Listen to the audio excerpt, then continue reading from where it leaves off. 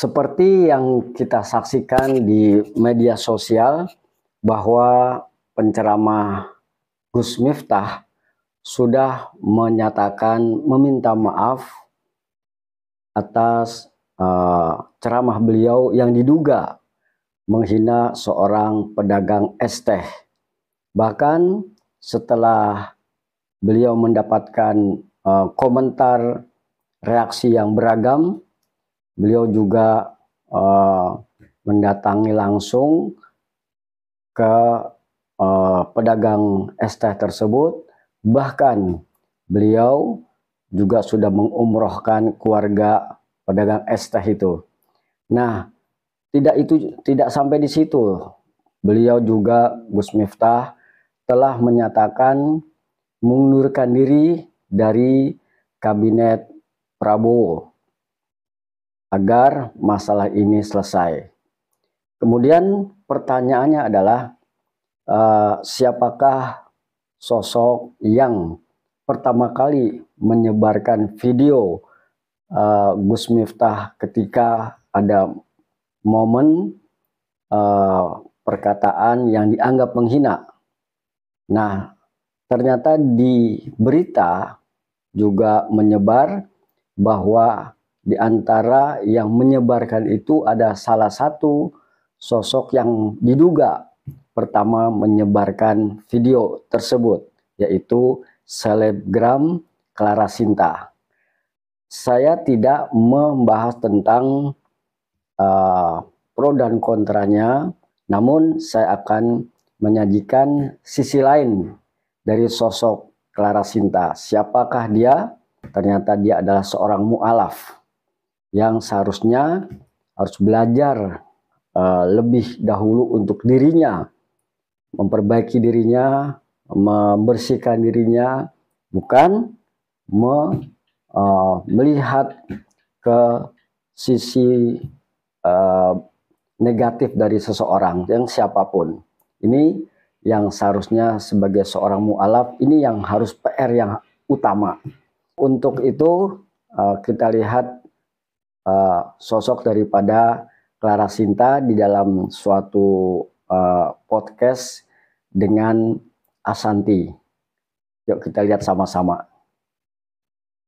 Jadi awal-awal dapat hidayah itu tuh di umur sekitar tahun 2015. Aku agak kurang pinter ngitung ya. Kira-kira umur aku waktu itu masih 19 tahun. Sebelumnya sebenarnya waktu aku kecil itu udah seneng ngeliatin mbak sholat, udah ada ketertarikan bunda. Terus aku tetap belajar, tapi ketertarikan itu timbul sangat kuat di usia aku 19 tahun gitu. Nah di sana aku sampai kayak udah nggak tahan lagi. Terus aku bilang lah sama Allah kan, kayak ya Allah kalau memang agama Islam ini baik buat aku, tolong dikasih petunjuk atau kasih aku suatu mukjizat atau kejadian yang membuat aku tuh harus sampai gitu kan. Aku minta sama Allah memang harus tercengang ya Allah, karena kalau cuma masih biasa aja, misalnya orang datang menolong atau apa gitu kan, aku bisa bilang itu ya kebetulan kita suka denial seperti itu. Nah tapi alhamdulillah di tahun 2015 itu ketika aku mempertanyakan itu, besoknya kan aku main-main ke tempat sahabat aku.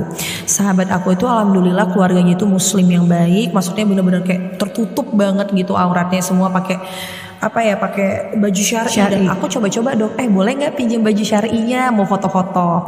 Di saat itu aku belum memutuskan masuk Islam. Nah waktu aku foto-foto, tiba-tiba dari lampu yang lampunya itu bulat aja kayak gini bunda, pokoknya nggak ada bentuk, nggak ada motif, tiba-tiba keluar lafaz Allah di atas kepala aku, persis banget. Dan itu sudah aku upload di Instagram, dan alhamdulillah semua pada bilang bahwa kayak wah jelas banget nih lafalnya, jelas banget gitu.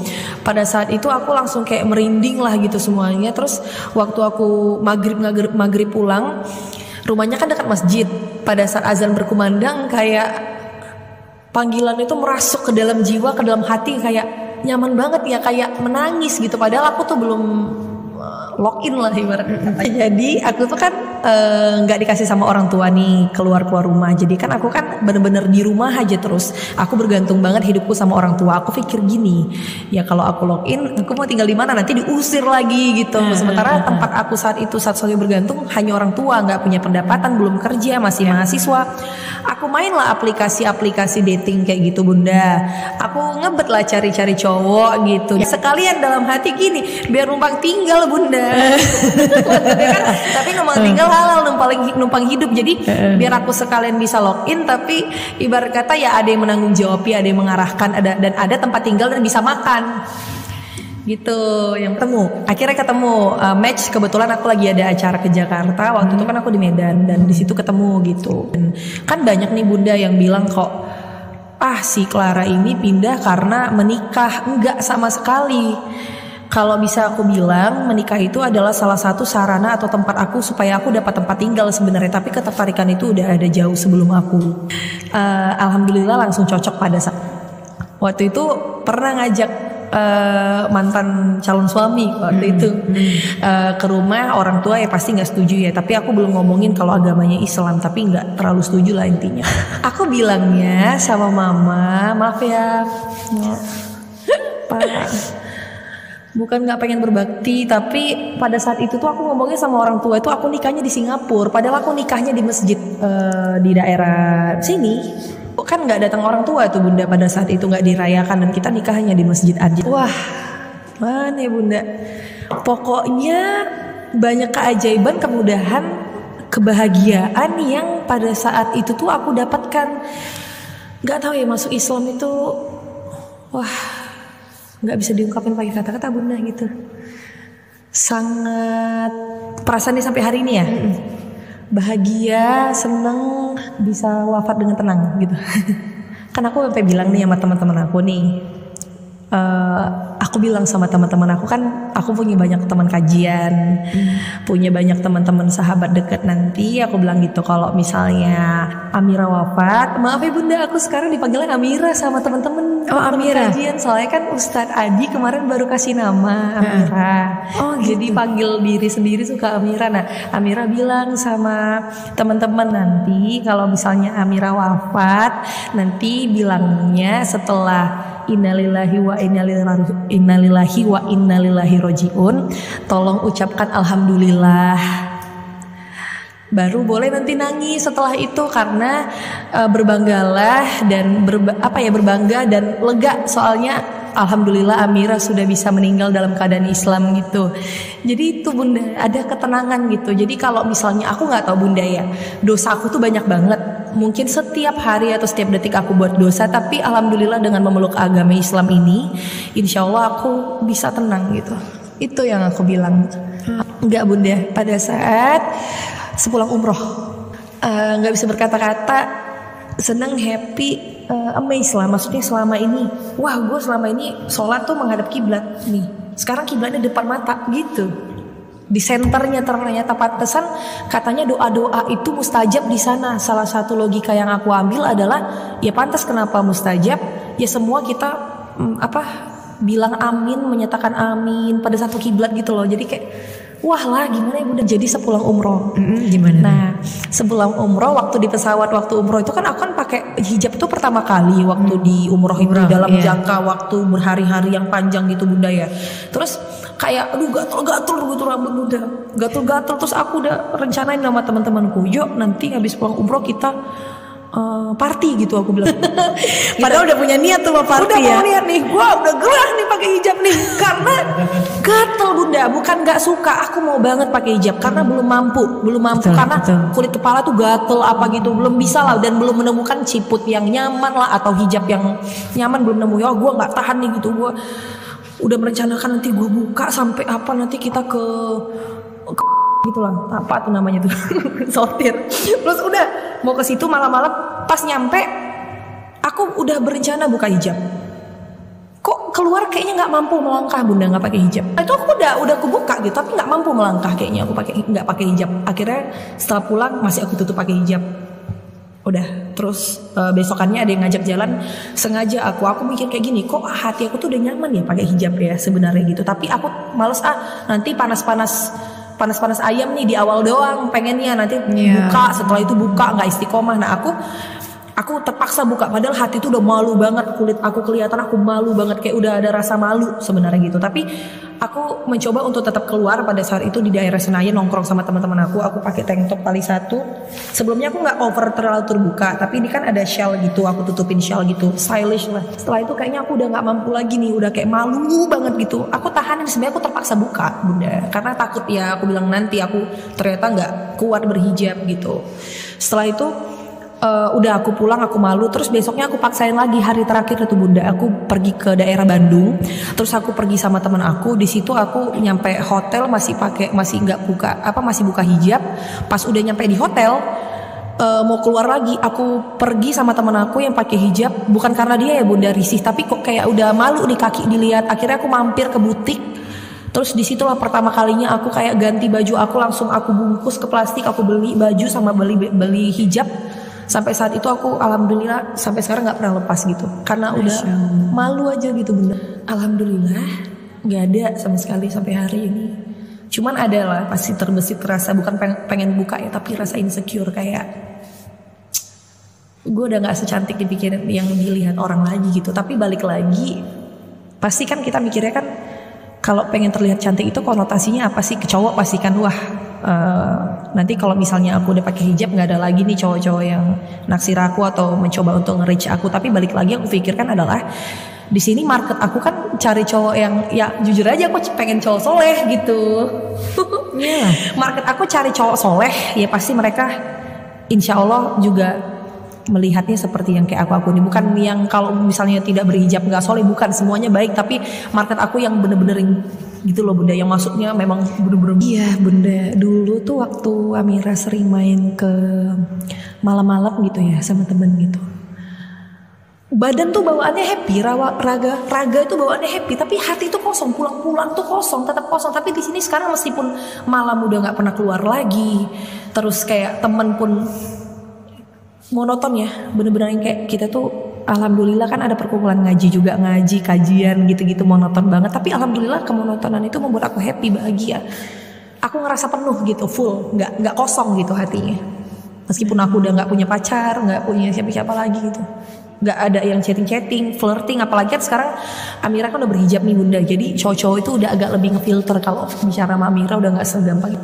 Nah itu kan yang ngedeketin pasti yang soleh juga nih harusnya.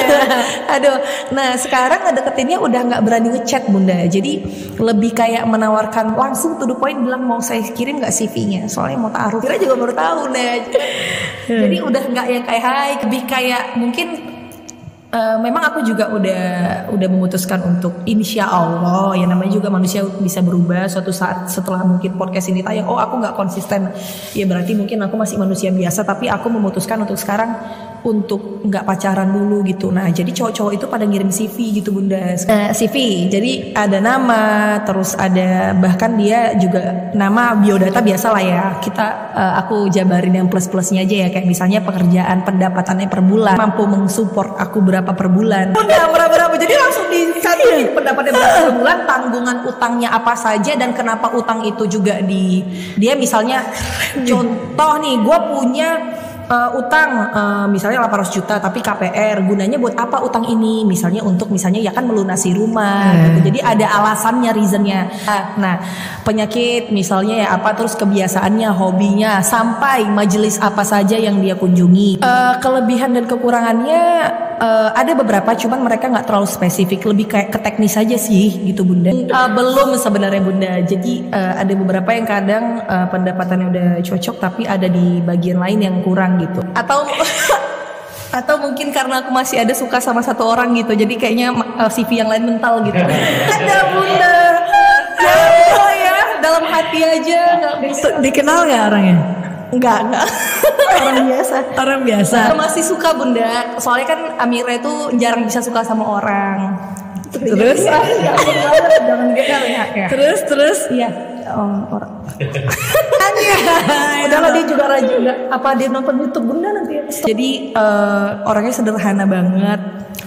Orangnya sederhana, bukan siapa-siapa, bukan juga orang yang wow banget, tapi nggak tahu suka dengan kepribadian dan akhlaknya gitu. Kemarin udah sempat pacaran 2,5 bulan Bunda sebenarnya setelah hijrah. Enggak sih, enggak hijrah ya, berat banget bilangnya. Gitulah. Tapi alhamdulillah dengan rasa sakit memutuskan berdua untuk berpisah Bunda, karena nggak ada salahnya, orangnya juga baik banget, aku juga ini cuman udah nggak bisa lagi pacaran nih kayaknya gitu. Maaf ya Bunda, maaf ya semuanya, bukan apa sok baik, nggak masih belajar juga, tapi kayaknya udah nggak bisa nih pacaran karena di Islam sebenarnya kan harusnya sih ya udah ta'aruf aja kan udah cocok. Nggak tahu deh, nggak jelas. Kamu kasih CV dong ke dia. Gimana sih? Maju mundur nggak jelas, ya udah aku bilang aja tadi nanti kayak gini, ya udah. Nanti kalau misalnya aku ada terima orang selain kamu ya udah ya. Maksudnya itu padahal kode supaya cepetan dong. Karena aku udah pernah gagal karena suatu alasan, salah satunya adalah materi ya jujur. Yang aku inginkan udah pasti pertama soleh, kedua harus bisa mencukupi kebutuhan aku. Kebutuhan aku juga nggak banyak kok, kayak masih yang normal-normal aja seperti uang listrik, makan, benar, sandang pangan. Dan aku juga bilang sama calon suami aku, calon suami belum kemarin, astagfirullahaladzim. Aku bilang sama siapapun yang mendekati aku, sebenarnya nggak muluk-muluk Bunda, aku juga nggak minta Hermes, aku nggak minta LV atau cuma minta yang penting apa yang aku pakai, apa yang aku gunakan, kayak baju sehari-hari, hijab aku, makan aku, kayak Mbak, udah itu aja kok. Maksudnya jangan berpikir kalau aku tuh seribet itu. Aku ingin merasakan dipenuhi kebutuhannya, karena dulu tuh aku tidak merasakan itu sepenuhnya gitu. Pernah, tapi karena ada financial problem, jadi udah nggak dibutuhin lagi dan harusnya aku yang bertanggung jawab, jadi kayak tulang punggung. Jadi aku pengen jadi perempuan gitu loh Bunda. Iya, aku butuh itu, butuh sosok itu. Menemukan alhamdulillah, karena yang aku bilang tadi orangnya sederhana, tapi alhamdulillah setiap aku mau apa itu dibeliin, meskipun nggak yang gimana banget mahal kayak perempuan yang suka upload kasih berapa ratus juta gitu, benar nggak sih, dikit-dikit paling bedak dibeliin gitu.